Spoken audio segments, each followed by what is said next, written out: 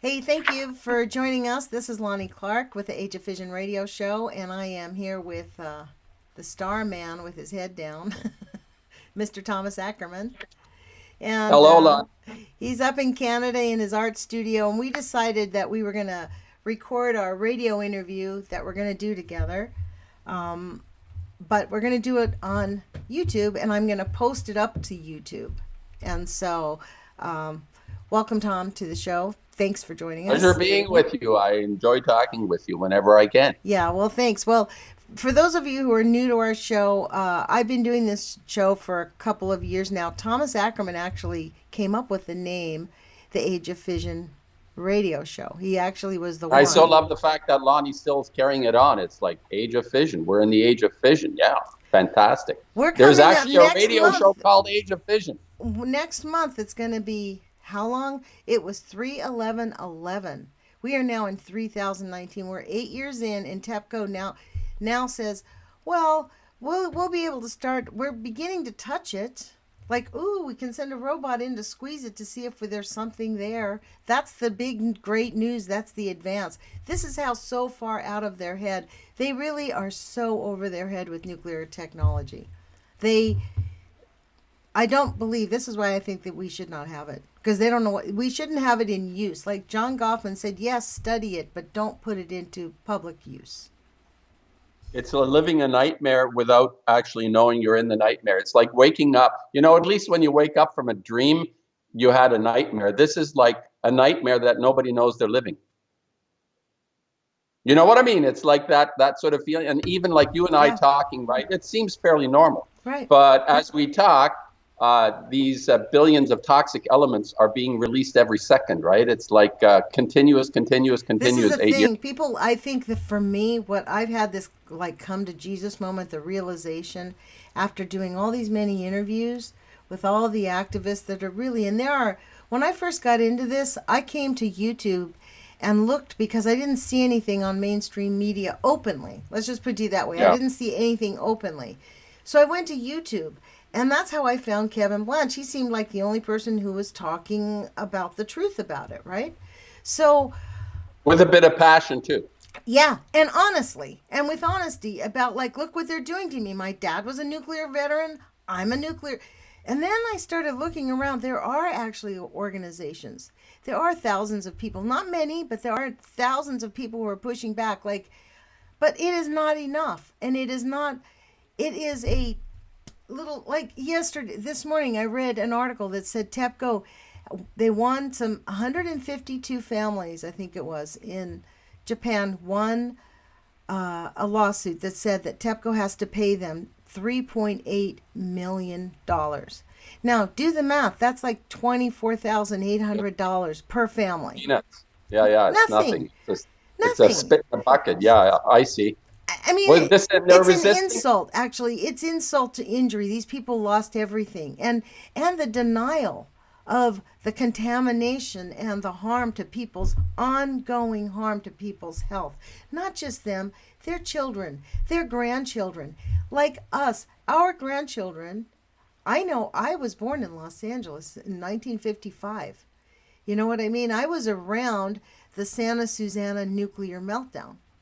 I mean, we Yeah. were affected, and I can guarantee you, like, things happen in your families medically that people now, the AMA has no interest in finding out the harm. How many comments do you get on your videos, Tom, where people say, oh, no harm was done? There's, no people died. 13 people died in Fukushima from radiation, and that's You it. know That what's was the really workers. what's really ironic? A while back, a couple of years back, I came across an organization called Mothers for Nuclear. Now, can Oh, you yes, I hear know that? who they are. There's Yes. a couple of They're up in couple of women. Kennewick.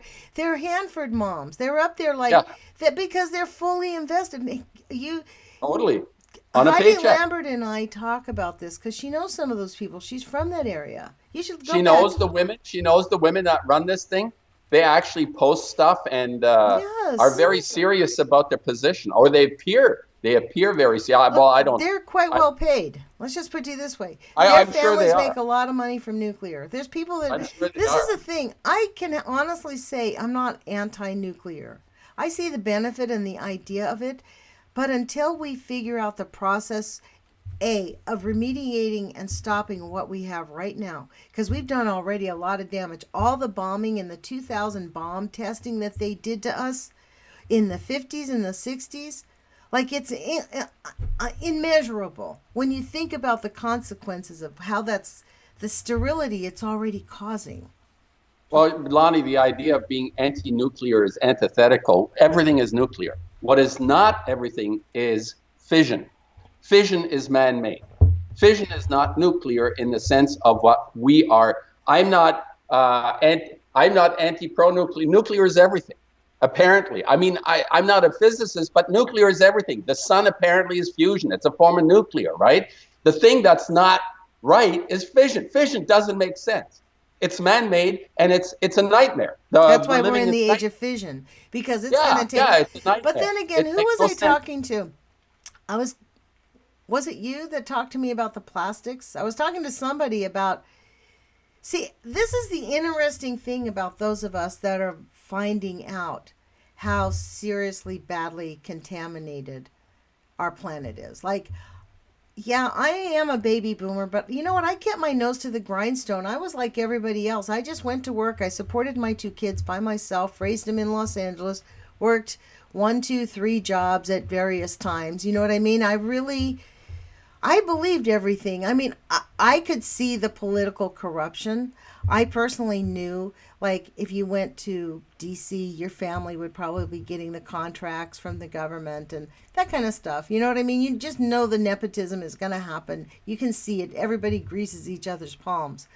But I had this idea that those people that went to Washington actually did it for the benefit of the people, and not either out of corruption or coercion. Because I think, like, my own Senator Jeff Merkley, I think he knows in his heart of hearts. I've actually looked him in the eye. I went to meet him and asked him and talked to him about Hanford. And I talked to him about Fukushima. And his little aide was like, oh, well, he has to go now. He has to go. And I just stuck to, and he kind of like allowed me to talk to him. You know what I mean? She was trying to get me to go. But I used my full 5 minutes. I was kind of giving him, you wait in line with your senators, and it's like you're giving the grace before the Pope. Oh, yes, sir. Oh, we will talk to you, my dear. You know what I mean? But well, I waited. Here's, Lonnie, I think that, when I have a discussion or when I talk to you, I think there are very good channels out there that cover the issues that we're facing. And obviously between you and I, the most important issue is this nuclear pollution that is unleashed on us. Fukushima is like still the worst thing in the world. It is what I call. This is the thing. It has not unleashed itself yet. They're still managing it, so-called managing it. What happens when something happens when they can't manage it? When we have like a 7.0, a 9.0 earthquake, or an 8.0 earthquake? I think there was an earthquake just a few days ago, actually. I mean, a big one. What happens when the plate shifts really shift over? We're having big, And not just Fukushima. You've got many other plants that are just teeter-tottering.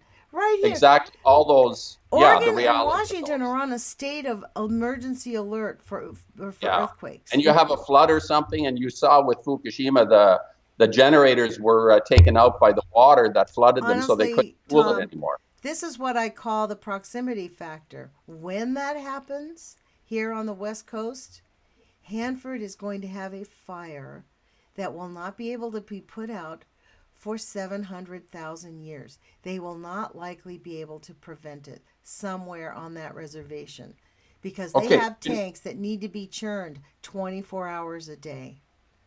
Can I redirect our conversation a little bit? Yes. Our audience would be very grateful for that. So I want to thank the people that are joining us here on the Age of Fission radio show. We're here with Thomas Ackermann, world-renowned artist who hails out of Toronto, Canada. Correct, Tom?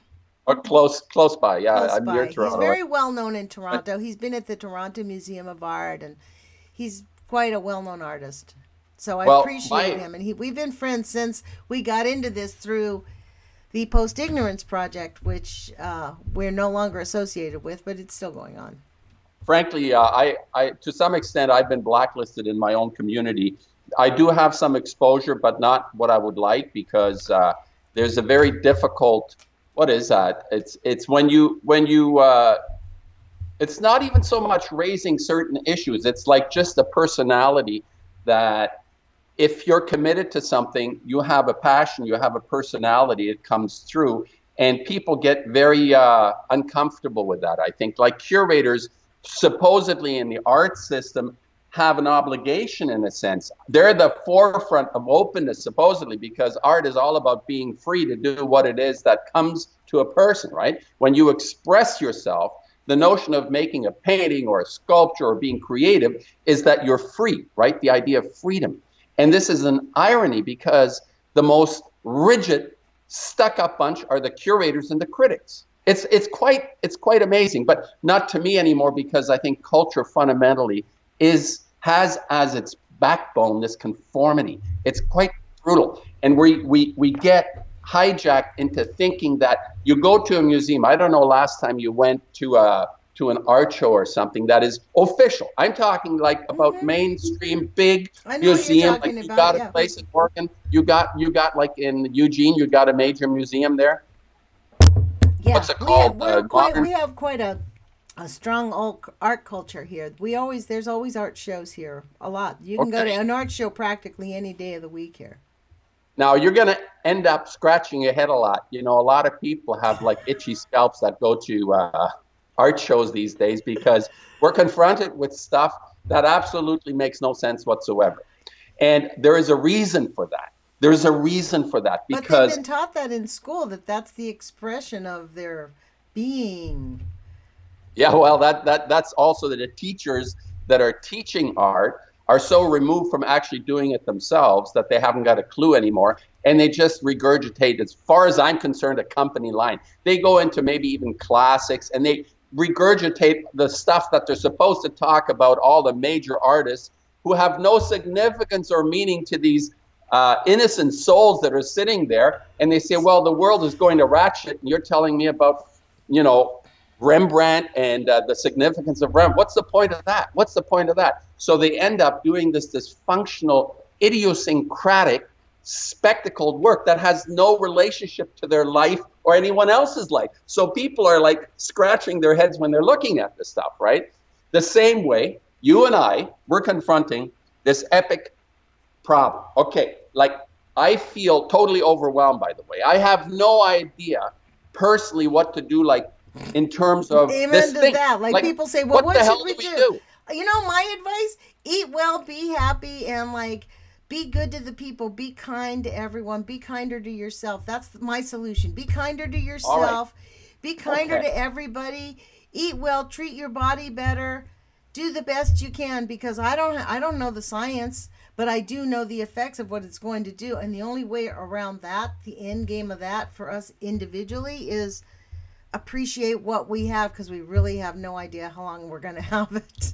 Like, you Well, know, you know, the circumstances are, as far as I'm concerned, in my opinion, we are in the most epic period that humanity has ever been in. I And agree. some people argue with me and they say, well, you know, every generation or every millennium or every century has this feeling of like specialness of doom and gloom. But I actually think this isn't like you could establish, you know, the volcanoes go off and maybe every 100,000 years there is like a major fire on Earth and everything is eradicated. You know, we're in one of those circumstances, I think, that is not just a millennium or 100 year. It's like epic on the planet, right? Several That's hundreds my years. conclusion. I mean, I think Okay. I agree with you, but this is the thing.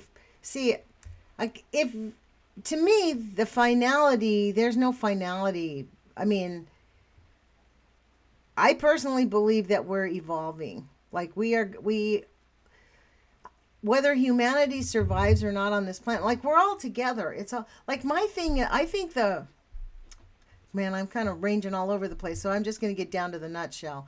I think that the gift of our planet is love.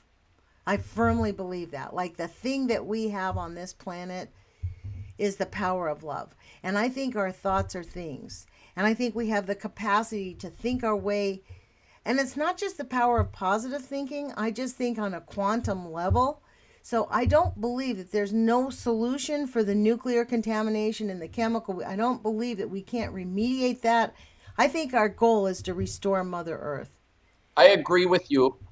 Some people might call it a hope because I don't see a light at the end of this tunnel necessarily, but I believe there is a solution as well, You which is know what? what How you get to motivates the me. light at the end of the tunnel? You keep walking in the dark.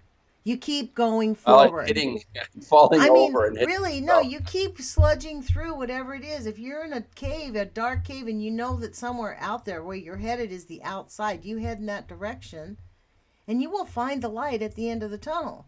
You just, but Okay, if you so sit in the cave, you're going to die and go extinct. Like, that's what I think. Like, right now, we are in an epic time.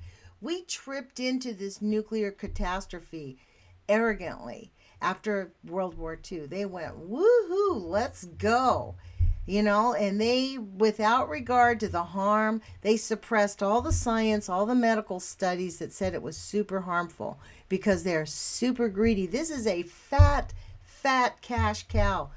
TEPCO has to pay these families less than 50,000. I mean, they don't even get $100,000. yeah, it's like an insult.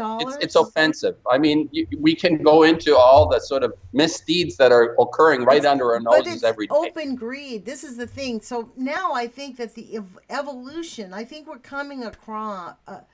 Like we're gonna have to. We are confronting. We're not going. Okay, to let's have talk to. about this evolution. This is, I think, something I can contribute to this thing that we're going through in terms of why do I have hope that there is a solution, right? I mean, we can listen to all the facts, what I've said lots, the information is all out there. It's debilitating, quite frankly. I find all the facts and the information. I have it within me now. I may not have the specifics and the ability to regurgitate all the facts perfectly. Some people are fabulous at it, I know. but I'm not interested in that. I've never been interested in the facts in that way. Mm-hmm. What I'm interested in for myself, I'll talk about myself, and that is my own direction is tied very much into what I feel to have a birthright. So this is being taken away from me. It's being taken away from us, right? So in my understanding of what it is that I could contribute, and I'm like past 60, I'm 66, so I've gone through a bunch of stuff. I've done stupid things, and I've done some smart things. And one of the smart things I've done is to be as true to this feeling of birthright that I have as much as I can, right?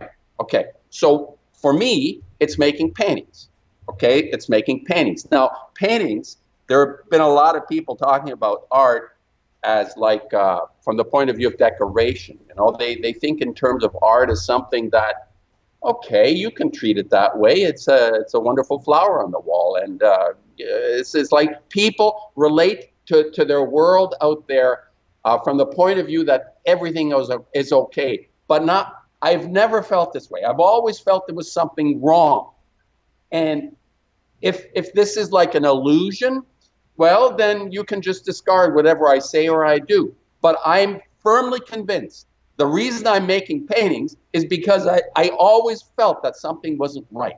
Something wasn't right. And every great artist in history has always felt there was something wrong. Like if you listen to Emile Zola's and Jacques when he defended Dreyfus, there was something fundamentally wrong in society, right? Okay, so my position, Lonnie, is like I'm asking you even in terms of your own life. How do you activate this feeling that you have? Everybody has it. We have a birthright, and how do we follow that through? Where do we get to a point where we become more truly ourselves than, as much as we can be before we die? And I think, for my part, that is a major, important solution to the problem we're facing. That as long as people are living someone else's life, it's like culture directs us, funnels us into a very narrow path early on. Like imagine children, they're just born a few days old and they get vaccinated right away. This is one of the atrocities committed against my birthright. I mean, I think I had 3 or 4 vaccinations. That's all I had when, in the 50s when I was born. We didn't get a lot. I think I got smallpox and, the bump on the side, yeah. right? So it wasn't as invasive ubiquitous. and just Yes, now you're completely. 15 years old and you had 60 vaccinations. It's an You're atrocity. 3 months It's an, old. They want to give you 17 vaccinations at 3 months old. I mean, They want to give you a how vaccine so can you we don't live get our birthright HIV when when you so become sexually promiscuous as a teenager. That gets how can we, ridiculous. how can we get this sorted out in ourselves when everything works against us? So I am, when I do my videos and I talk to the few people that still talk to me, I basically I am not, I don't get involved in the specifics. Like if I talk to somebody and say we're in an epic time of destruction by design, by the way, I think it's an extermination. But I can't even Right. broach that topic because people say Right. you're an idiot. I don't do it. I don't do it. But what I do channel the conversation into is that number one, as an artist, I have a fight. It's like my birthright is to actually acknowledge that something isn't working. And we all personally have to understand, like really feel that something isn't working. And what is it? And how can I make it better just through the person that I am, Okay, right? Tom, so I think this is the thing. This is the key. In fact, I think this has been a big issue that I found personally in when I come across people. And it was in my life, and it was probably, I mean, the interesting thing, see, in a way, some of the worst things that happen to us are the best things because they force us to uh, really question the value of our lives and look at and examine ourselves. And you get a choice to improve or stay the same, and if or degrade. Actually, you don't just stay the same, you'll degrade if you're not improving, I think. But so for me, like the whole Fukushima thing, which has been, people say, well, how do you have the energy to do it? Well, because I feel very compelled that we are ignoring the elephant in the room. Fukushima is going on for 8 years now, nonstop. It's worse than ever. They haven't really cooled it down. It's not fixed. They don't have a solution. They don't really know where the fuel is. They honestly have fewer answers than understanding. You know what I mean? They really are just now getting a grip on what happened after 8 years. They're just now getting a grip. But Or and they're pretending that who knows what right, it is that's or going something. through But these this is the people. thing: the people of that area and the people of Japan are still being victimized, But the thing is, what you said is, you along see, with all of us. you've picked a fight, right? You're picking a It fight picked with me. some I did very not. nasty people. I did not pick a fight. They picked a. Well, you're in a fight. You're in the fight for your life and every life form on this planet. It's See, like I you look pick, at it as this: like we came into this time. I think, I believe, I aspire to this idea that we're circular souls, that we live on a spiritual level and we choose to manifest physically to help us attain pure love. I think that's what I mean. Like when I say the purpose of life on this planet is love, that's what I think it is. I think the purpose of life on this planet is to but you manifest have pure to put love. something practical to that idea. For me, it has to be attached not just as a It concept, is but something that's attached real. to the real idea of self love is actually a practice. You have to, in order for you to love and be authentic with yourself, you have to practice true self love. And that means like practice more kindness towards yourself and towards others and harmony towards your environment. And if you do that, you can eliminate a lot of things that are violent out of your life. Like part of the reason, like we can't, for me, a lot, like the organic farming, they say, well, how do we know that it's only the animals that are suffering pain? How do we know the plants don't really suffer pain by being genetically mutated, and mega cropped and without any regard for tenderness and love? Like when people have a farm, I've thought about this since I've been in Oregon because I've only been exposed to it here as opposed to having been reared and lived my entire life in Los Angeles, right? And in the South, I lived in New Orleans and LA. The food has a different sense of quality. So I think we're just again being arrogant. I think it's about honoring our earth, our supply, our system, who we are. Nothing is one answer for anything. There isn't one way or another. There's multiple answers. What we're not discovering is how to stay authentic with ourselves. We backslide because it's easier, or we get coerced or intimidated. These scientists who want to speak out go, well, I'll ruin my pension. As if that matters. It's ruining your pension. Okay. No, I follow. I know exactly what you're saying, but my thought on this as well is for this not to be just a mantra in a person's life. I know it's not for you because you're actually living. When I say a fight, it's not a bad thing to be in a fight.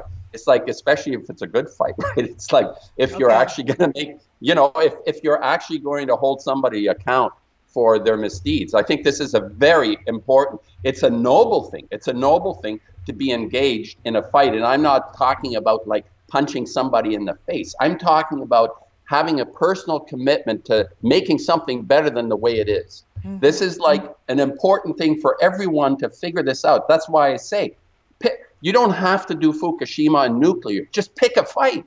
Make the world around you, me, immediately a better place, whichever way you can do that. And the highest form for myself, again, I can only talk for myself, is to find this something within myself that says, I'm doing the right thing. You know what you do with your art? This is how artists change. So this is why you can't, people go, well, you're so political, Tom, or you're always talking about this. The thing is, artists think that when you're saying, I really appreciate you saying you always thought that things weren't right. And I think that's the mission of a real artist. Like, you're putting into artwork the emotions. Like when someone looks at one of your pieces of artwork that reflect a statement on any of these ideas that you've painted, whether it's the picture of Che on that bed, or, you know what I mean, that one that you had, like, the way you make the statement about that whole scene is summarized in one painting, and it brings people to an emotional state that forces them to say, maybe something's not right here. You know what I mean? Well, it puts a crack in the machinery, like the Fukushima paintings that you did, right? Those are pretty.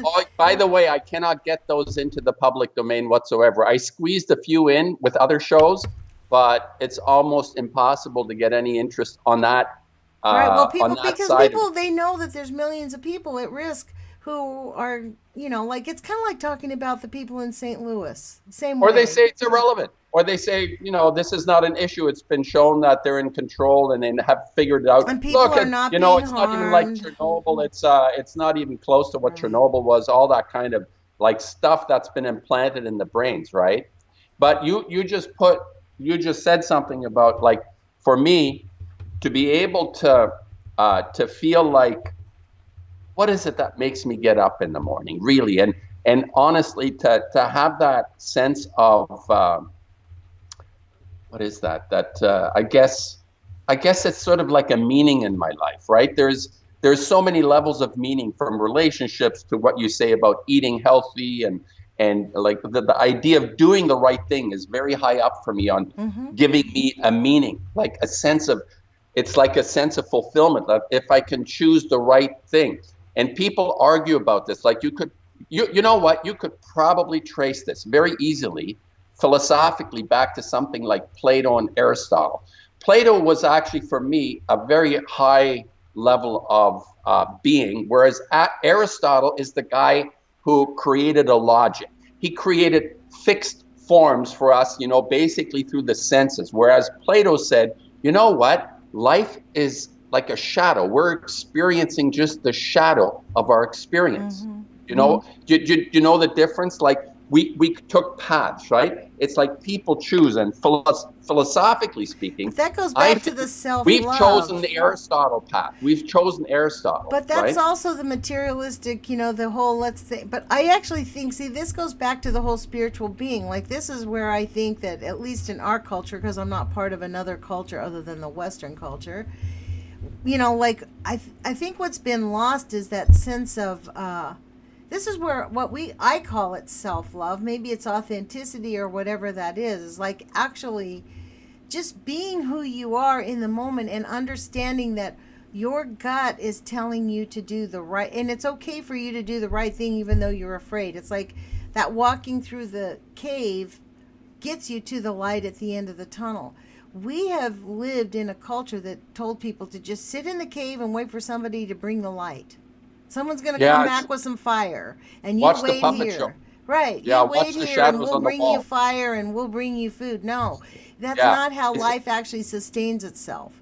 And so we're culture kind of, is basically those shadows on the wall. well, it's like the Culture, thing with this, the nuclear and even the chemical. Like, I'm beginning to comprehend how big the contamination period is. So it's like this guy earlier, I didn't even get into that. I thought it was you, but someone was talking to me about the plastics. Oh, my friend Trish. We were talking about the plastics, how many 3 million tons of plastic a day are produced or something like that, still some gigantic number. And the plastics actually will stick around for like 100,000 years. So and they never really break down. They break into little tiny, like tiny particles of plastic. And do you it's, remember what George Carlin said? He had a comedy routine, and he said, in 100,000 years, it'll be the Earth plus plastic. You know, this is like what was his I mean, big. unfortunately, that sounds. I mean, so then where's your level? You know, that's what she was saying. Like, well, does it really matter whether, you know, this is why they don't, they're making billions and trillions of dollars in the nuclear industry, because these are gigantic projects. They take a lot of security, they take a lot of care. Most of the time they can run safely, but in the meantime, they're super costly and someone gets super rich. As opposed to putting up some windmills where you just put them up and they just run forever, and you know what I mean? Nobody makes a lot of money. That's why they don't like the alternatives, you know, the wind and the solar, because no one, it's not a continual source of like sucking money out of the ratepayers. Okay, now again, I am not really big on the practical side of things from the point of view of the facts. Okay, but here's what people really dislike me for, or what I say that people dislike me. I say there is the toxicity is comes from within primarily. So the reason we have a really shitty external toxic world is because we are toxic on some level. We represent ourselves in this existence. This mystery that we're a part of is a reflection, literally, of what we're like inside, right? So the fundamental fight, what's, you know, for me, something is wrong. It's something wrong in me that I first of all have to clear out. I have to fix this. I have to fix myself. And I am proceeding. I don't know if it's you know, fixing, I get confirmation. it's like reconciling with yourself. See, it's like the same message. It's about self-love and self-care. It's about But you I can't love reconciling myself until I fix it. I can't love myself truly. We have to until fix you ourselves. no. Well, you're not going to just like, we're not just fixed, right? It's a process. It is a Yeah, daily walk. no doubt. I mean, it's not. If Right? yeah, I know magic wand on fixing stuff. Yeah, Right. So that's but why it's you like get the up and do your recognition, right? artwork. Like, because think of it, as an artist, how many pieces of artwork do you have? And you're compelled to keep making them. At what point? Like, I mean, It's a process. Like, yeah, I mean, I develop, huh? I evolve, I change, I think differently. My early work is a bit fluffy on hey, I some have a level. question to ask you. Huh? So, if, let's say, magically the world would get created according to Tom and we had harmony in the world the way you thought it ought to be, do you think you'd still do your artwork? As long as there's scotch, I think that I probably would. I would find a reason, but you know, as long as there are cigars and scotch, I would most likely end up making a painting. Okay, I But get you. okay, on a Okay. seriously, I would say that the reason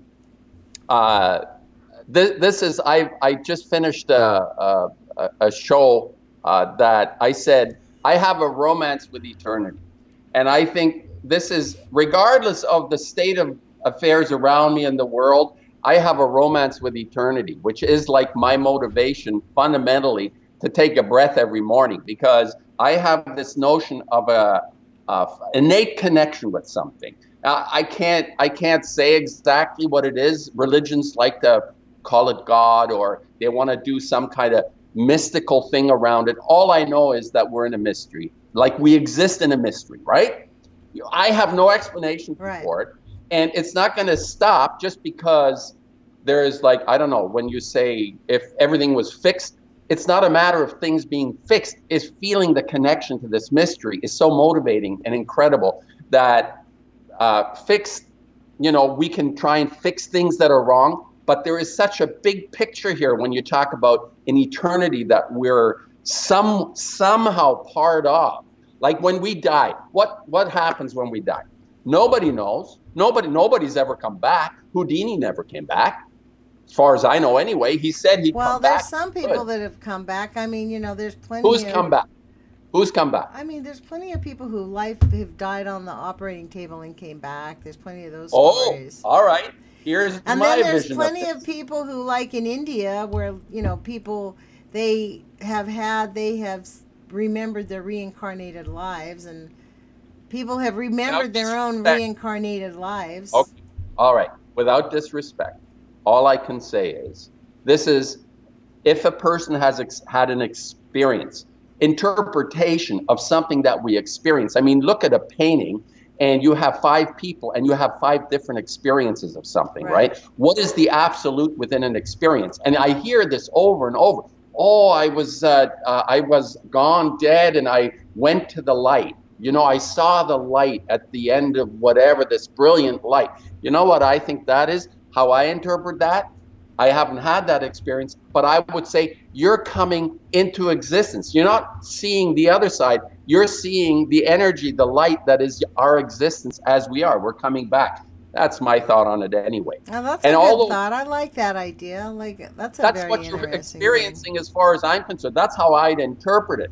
So the point is, I'm not going to argue with somebody about their conviction, what this might mean, eternity. All I'm saying is acknowledge it and don't give me your dogma. I don't want to dogmatize. It's like to a person that says, how we get into trouble. I get into, I don't have these discussions anymore with people that are so fixated on something being specifically this when we know it is so multifaceted. Yeah. We have no way of understanding this, but we're part of it. This is fabulous. It's like we have no choice. We're part of this thing, we right? are part of it, yeah. We're part of it. But our understanding of our part of it is not the end all be all. It's kind of like what I was telling you about plants, earlier about, I think that the plants, I really believe this, like the plants that are part of the industrial farming industry suffer as much as the animals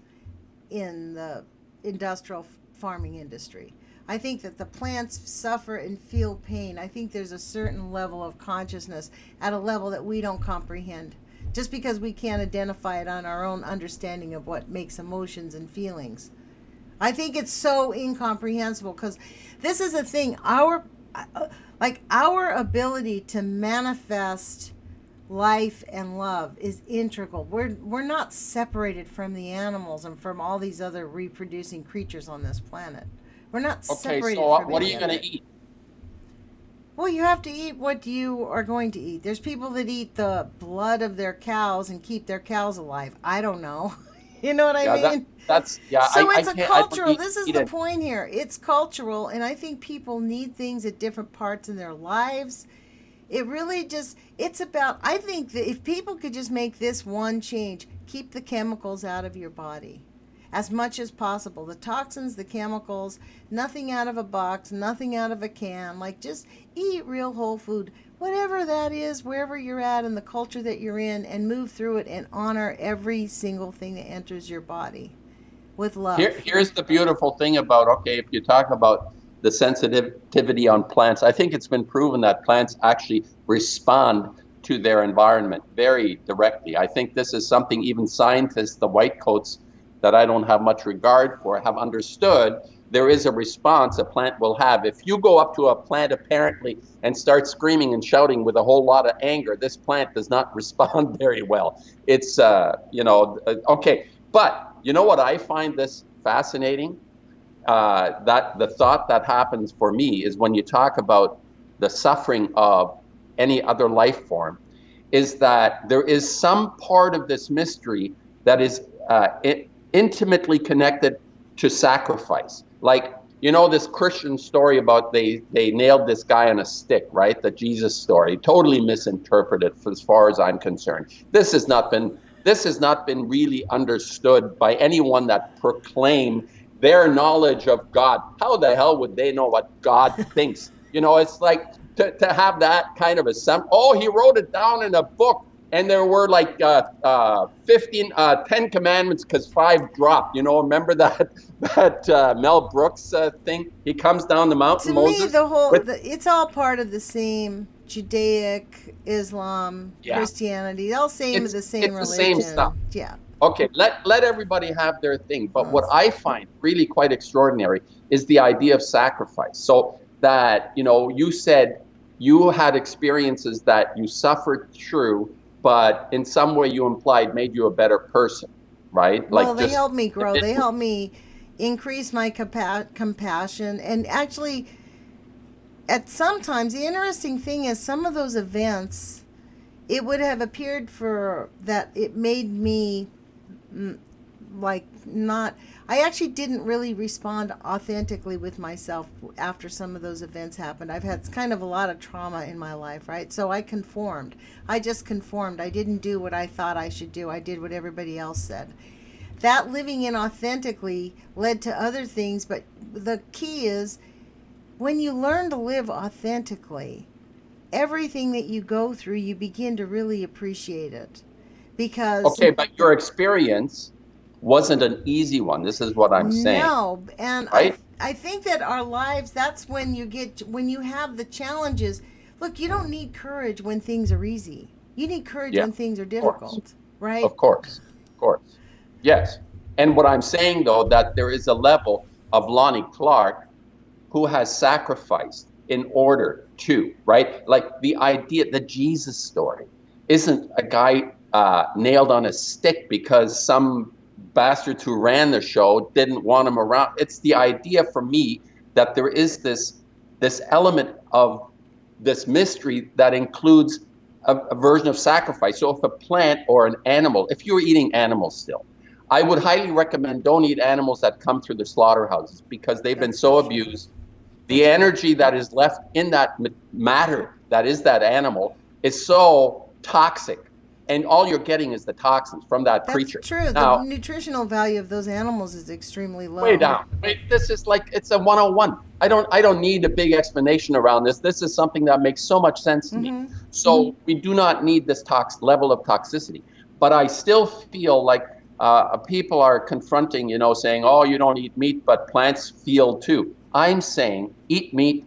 We have to survive. I haven't understood how to just live on air. So this sense of appreciating the sacrifice, like in my own history as an artist, there are people that went before me that did incredible stuff for me. I see this like an extended family that have given something to me. They've given me permission through their sacrifice. And I'm not going to waste that. I'm going to make good on that. That's how I look at the situation. That if and it's like I But to don't be know. clear, It's Tom, can I ask you some questions about your life as an artist? We have about 5 minutes left. Do you have time to continue this conversation or do you need to get scooting? I have time. I have time. Because I'd like to not cut off the conversation and let it go. So, okay, good. Lonnie, I think that everything is for a reason. Fundamentally, everything, you know, the way you look, the way I look, everything has its purpose. Like to the most minute, microscopic level of our existence, everything is so perfect.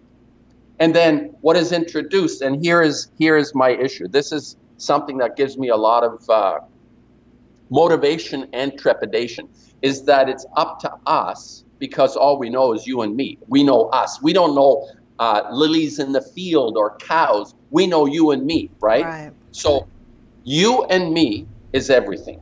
That's how I look at it.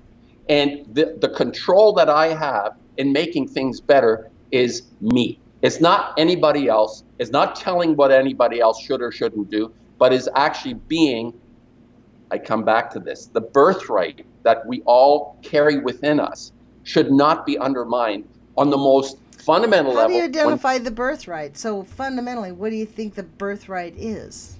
Clean air, clean water. well, okay, you can take it to the level of the external world. If you can go, I can have a discussion. I am much more interested in that inner world that separates for whatever reason. It You mean the shouldn't be birthright to follow your own heart and create exactly your own to life, find however it is the, that you want, without other the people quality of defining how you should live. yes. And I don't love myself until I've recognized something within me that is actually valuable. You can't just love yourself Now because, that's okay, true, you, because you know what happens with that, Tom? That makes sense, because this is why the corporations, that's why they squashed that whole self-help movement in the late 80s, or 90s, I guess it was because as people move into, the people were less inclined to want to go do these horrible jobs at these entry level jobs and work for these companies for nothing. They were more entrepreneurial. So people are squished into a box on purpose to keep the right, cogs of the wheel that's right. going, right? They're given meaning. But see, this is They're the not gift. Like your gift is also your dedication to your own passion. That's another part of you. I mean, you are a talented artist, but I have to say, I've contemplated this now many times when I've thought about you as an artist. I've known you for about 5 years now. You've lived your life as an artist. That's been your career. You haven't like worked in a restaurant and waited tables and done whatever you could do to be an artist. You actually did manifest earning enough money to live as an artist. for over half of my life. Yeah. Right. So that actually is a huge commitment to yourself. That's also a gift.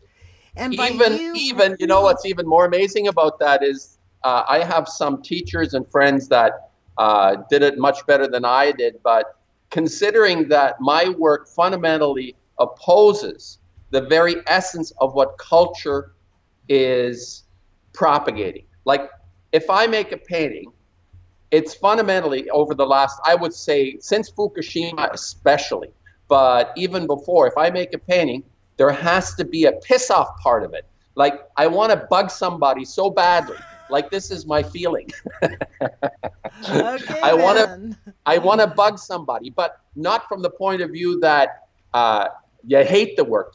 I mean, I seduce people into enjoying something, but on some level, there has to be this antagonism that challenges the toxicity that is, within all of us. Like, we are all toxic on some level that we have to cleanse ourselves. And art, believe it or not, I think art is the most effective tool for inner cleansing.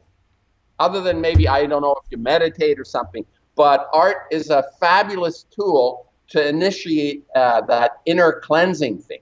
And I do it to myself by surprising myself with what I manage to put out sometimes. And it's not an easy thing from the point of, okay, you say, okay, you've been doing it for so long and you're talented. I actually am not very talented, Lonnie. My teachers early on said, you're a No, clumsy. I meant your talent. Not that you aren't talented, but I meant part of your gift is the fact that you have been dedicated to doing it. Like you Well, that's a actually. decision. I had discipline, and my parents taught me discipline, actually. I give credit to my father, and especially because he was very, the work ethic part was huge. Like, I resisted it. You wouldn't believe I got hammered from him quite often on my work ethic, and it finally sunk in that there was a great deal of value in that sort of attitude, to have like a work ethic that you get up and say, well, I feel like hanging out with my buddies, but I'm supposed to do this, Right. so Well, I that's got to called going to away. work. Exactly. That's called work. Exactly. Hey, My well, look, father we was have about a just minute left, Tom, in this hour of the show. You've been listening to Lonnie Clark with the Age of Fission radio show with my guest, world renowned artist Thomas Ackermann. I think